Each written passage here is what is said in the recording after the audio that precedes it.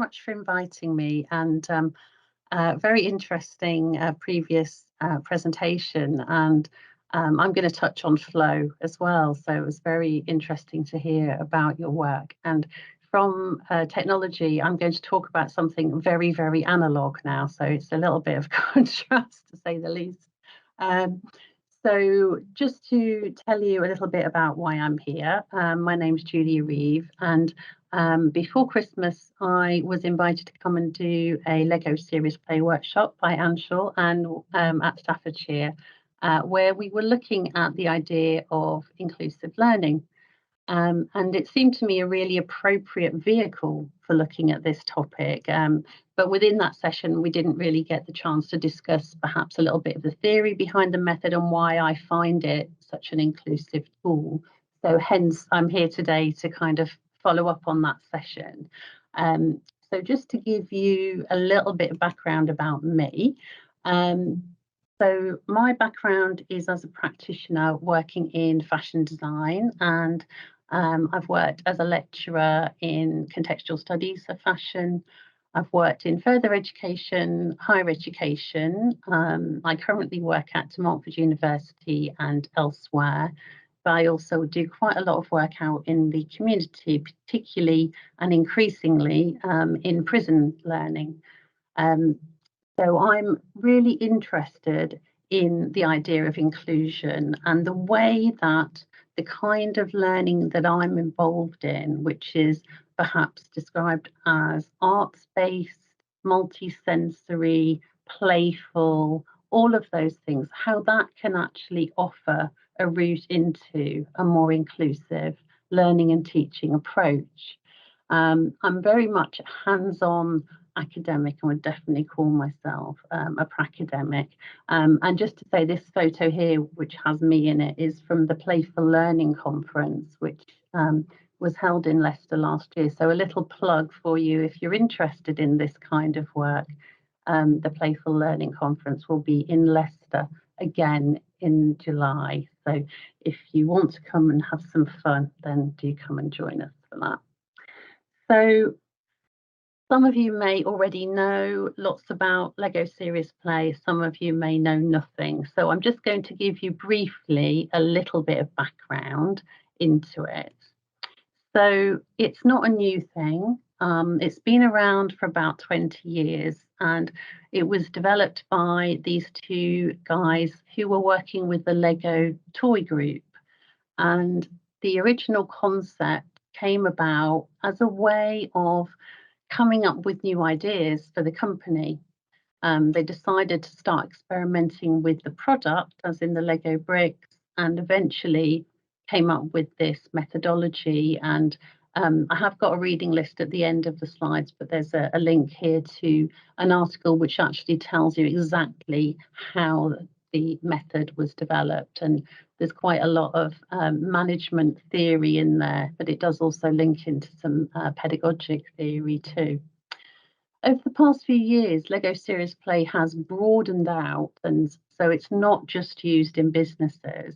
Increasingly, it's used in education, and there's a publication that's just been published in its second edition about Lego Serious Play in higher education that I've actually contributed to. There's a link to that at the end of the slides. So it's something that seems to be growing. So some of you might be thinking, okay, but what actually is it? Oh, yes. Thank you. Somebody's experienced some Lego play.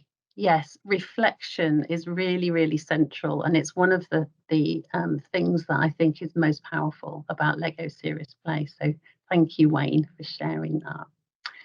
So if you don't know what it is, it's very hard to describe, but I'll do my best. I think there's a good, simple explanation in that publication that I mentioned, which is Lego for University Learning. So it's a series of challenges set as questions, a visual response, which is basically, I ask a question, you build a model, then you share the story. So those of you that were at the workshop will know, and it's done in a very staged and very structured way, very scaffolded way. So you build up gradually into deeper and deeper discussion. You move from building an individual model to linking up and building a joint model. And then if you have time, you can start delving in, extracting all sorts of themes and connections. And yeah, depending on how much time you have, you can get quite a lot of outputs from that activity. And it's very versatile. You can apply it in lots and lots of different contexts. So simply put, I would say it's a tool for storytelling. So it's not necessarily about the Lego bricks themselves. It's more about what they enable you to do and what they enable you to talk about and think about that you wouldn't have done without building a Lego model. It's highly metaphorical. So you talk about something made of Lego, and instantly you'll find yourself talking about something that is much bigger than that Lego model, something that it symbolizes, something that it stands for. And your imagination will start to explore all of these different stories. It kind of just happens. So from its original kind of purpose, I think it was really about creative thinking, solving problems, thinking about shared goals, say for a business, and the sort of strategic direction. So yes, I will come back to your questions as on comments too. But I'm more interested in the sort of social and emotional aspects of this method, which I think is why I think it's useful from an inclusive viewpoint. So as has already been mentioned, it fosters reflection, absolutely, but it can also really enhance empathy. You can actually find out how the world looks from another point of view. And it's very good for getting to know yourself better and building confidence too. So that's just a very, very brief snapshot of what Lego Serious Play is. So just very briefly to touch on a little bit of theory.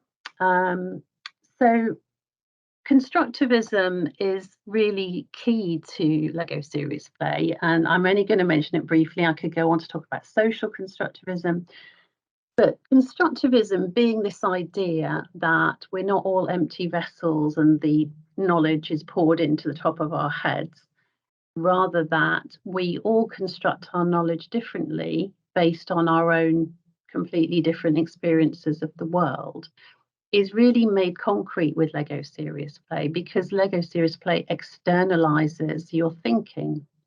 So you can see that someone else sees the world in a different way. Somebody else builds their knowledge differently. So just to use an example, there's an exercise with Lego Serious Play where you build ducks using 6 bricks, and you have these 6 bricks and you have so much time to build as many different ducks as you want. And I've done this with large groups of people and looked around the room, and hardly any of the ducks are the same. And I just find that mind-blowing, really, because, you know, we're all conceptualizing this idea of a duck in a slightly different way. So I think it's really valuable to look at it from that constructivist lens. And linked to that, the idea of constructionism. So this is the idea that when we make something, we don't just make the thing, we build new knowledge. And this is really very much at the heart of Lego Serious Play. And David Gauntlet, who actually has produced the open source materials for Lego Serious Play, which you've got a link to at the end of this talk, he developed this idea further in his books, such as Making is Connecting, and talks about this idea of thinking with the hands. So when you take part in Lego Serious Play, you're trying to bypass this logical brain that's trying to analyze and overthink, and just get your hands in the bricks and start building. And bizarrely, something happens and comes out that you didn't actually expect to happen. It's quite interesting, quite counterintuitive initially too. So flow was already mentioned, and flow is really, really an important concept with Lego Serious Play. So as has already been mentioned, flow is about this sort of optimal level of challenge where we're completely absorbed by the task, where we're really committed to it. We're not too stressed, we're not too bored.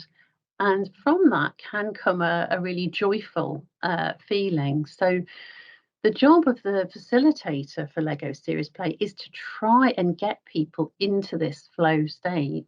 So you're constantly trying to manage that, but the idea is that you will lose track of time and you won't be worrying about the marking you've got to do, what you're going to have for dinner. You're just very mindful and present in the present moment. And that is, I think, one of the things that I really like about this method, that it can get people very, very engaged.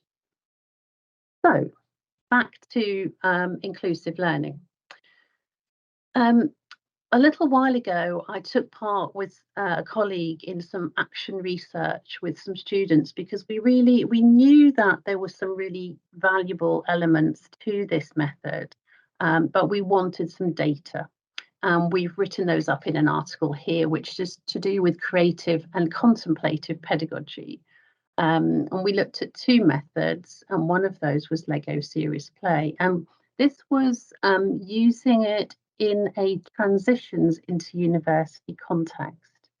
And this helped us to really think about why this method was helpful to make people feel part of a group, sense of belonging, that they had a voice, and so on and so on. So I'm just mentioning that article there because it is related to what I'm talking about. But some of the key things about the method of Lego Serious Play that I think mean that it can be part of an inclusive approach. I'm not saying that any one method is one size fits all, and that you can just say, right, I'm being inclusive because I'm using this. Absolutely not. It's much more nuanced than that. But I think there are some valuable aspects. And I think the first one about everyone having a voice, it's a very democratic method, I think is key. Also, because it is highly visual and kinesthetic and importantly, non-textual, I think that can be an asset to many learners and very accessible to many learners. Also, I think linked to that, it can offer a bridge in if students have anxieties about things like academic writing. Exercises with Lego Serious Play can help to get the thinking process and the words and keywords there to help you into an assignment. And then the social aspect, the sense of belonging, very, very quickly with Lego Serious Play. And I noticed this with colleagues in Staffordshire, some of whom I don't think knew one another before the session. Within a few minutes, everyone's chatting, everyone's talking and getting to know one another very, very quickly. One of the very important ground rules of Lego Serious Play is that when you build a model, it's yours and only you can say what it means. So this is part of trying to create some psychological safety within the group.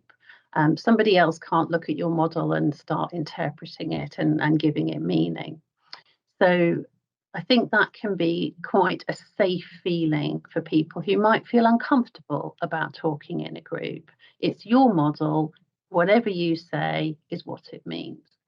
Also, because you are talking through this mediating object of a model, I think that can also get over some of those anxieties about talking within a group that some learners may experience.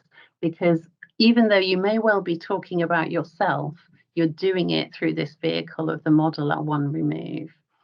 And I think with group work, sometimes we will get a dominant member of the group who can take over. And with this method, because of the way it's very structured, it's very difficult for that to happen because everyone tends to have an equal chance of speaking. Mm-hmm. And similarly, quieter members of the group will be encouraged to actually contribute. in a way that feels hopefully quite comfortable and not too pressured. So I mentioned visual and kinesthetic learners.